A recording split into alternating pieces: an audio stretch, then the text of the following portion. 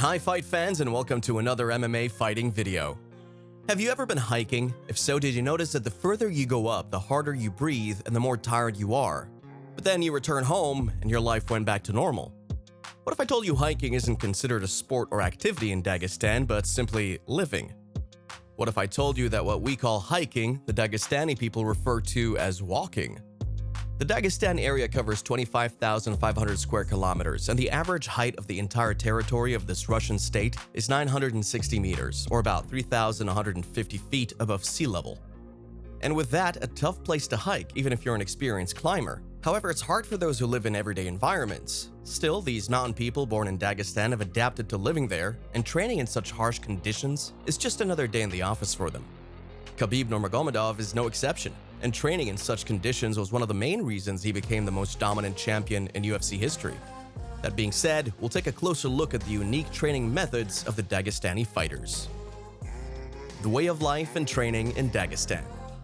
When Khabib said that he's coming out of crazy mountains, he wasn't joking, and if you can define the Dagestani natural environment with one word, that would be harsh.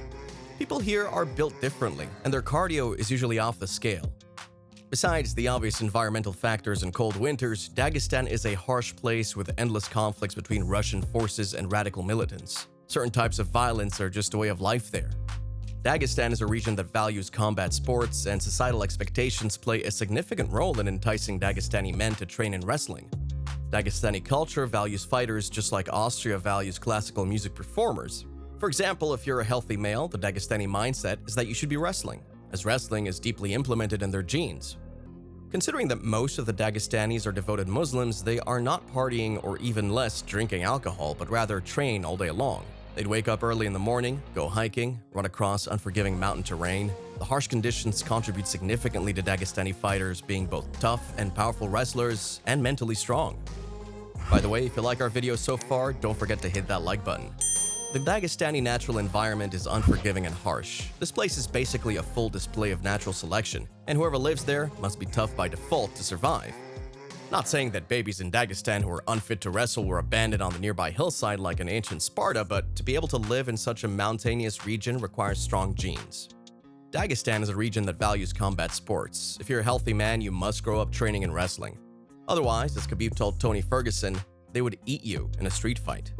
A typical day in a Dagestani person's life is waking up early in the morning, working out, running across the harsh mountain terrain. Living there is almost like being a hiker for life. At such high altitudes, everyone not born and raised there breathes deeper and faster because of the difference between atmospheric pressure at altitude and sea level. The air in those mountains is thin, and the less oxygen available, the thinner the air. Have you seen Khabib Nurmagomedov tired in a fight? Well, neither have I. Once you get used to training at such high altitudes, you develop cardio that is off the charts, and training or fighting at average sea level becomes much more straightforward. Just by living in this part of Russia, an average Dagestani person develops the physical abilities of an active climber. Living there would make you faster, a better athlete, get your feet moving quickly, and help strengthen your arms, back, shoulders, core, and legs. All those environmental factors, combined with Dagestani athletes' unique training, make them invincible in whatever combat sport they compete in. That leads to the question, what training does Khabib do in Dagestan? If you know Khabib, you've probably seen that old video where he wrestled a bear when he was only a child, and that shows just how much the people in this region value wrestling. In youth, Khabib and his teammates would wake up from their sleep very early in the morning and kickstart their training exercise with intense sprints up a mountain with immediate effect. The training involved him and his partners engaging in exercises such as sprints, squats, pull-ups, and a bit of weightlifting up the Dagestani mountain far above sea level. As previously said, these high-altitude training methods will be even more effective as the air will be thinner, meaning the training is even more grueling than it may first appear. Such an activity like this is undoubtedly not for the faint of heart. In such training, Khabib would do some pad work with a training partner. Even though he mainly focused on sambo and wrestling, he knew that to beat all the elite fighters in the UFC, it's always essential in mixed martial arts to have a varied skill set. Training like this doesn't require a sophisticated gym, just the earth and the will of man. No surprise we rarely see a Dagestani fighter gassing out in the octagon. There's a video of Khabib insanely swimming against a harsh, icy river in the mountains as his friend records him and jokingly yells at him, "Davai, davai," which in Russian means, "let's go." That almost sounded like, "Hey guys, nothing out of the ordinary to see here, just a savage man swimming against an unforgiving, icy river." Khabib said this about his training camp in the mountains. "I gave it my all. For instance, we never had a shower with hot water. There was only one shower for 70 people. And when we had our training camps in the mountains, somewhere around 2005, there was no shower. We bathed in spring water. Also, there was no washing machine. We had to walk 100 meters to relieve ourselves. We slept in the attic, 70 people in the stacks. There was a kitchen downstairs, and it was built with stones, no grout. To compensate for the lack of essential training utilities, such as the gym equipment and wrestling mat, Khabib Nurmagomedov and his teammates used what nature gave them at their disposal. We spent 10 years on that base. It was my teenage transition. We just went outside and trained in the mountains, running, lifting stones, and fighting on the grass. Only once a week, we had a training carpet, added Khabib Nurmagomedov regarding his training. He believes the rough training conditions were the basis for turning him into a world champion. Training in such conditions made him understand the importance of having essential resources to grow as an athlete.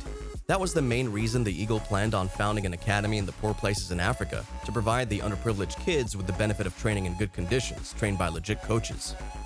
I lived in tough conditions. Everyone needs to stay hungry, and your hunger is your most powerful internal engine. If you have everything now, what else do you need? You won't work hard, elaborated Khabib, meaning that those who lack basic life needs will always do and thrive for more. Training only is not enough to become an elite UFC competitor. The Dagestani athletes train in two particular martial arts that dominate the MMA world today, and those martial arts are Sambo and wrestling. Why are the Dagestani UFC fighters so dominant? The most important aspect of the sport of MMA is grappling. If you don't believe it, ask the former boxing champion James Toney, who fought only once in the UFC and was brutally dominated on the ground by the wrestler Randy Couture.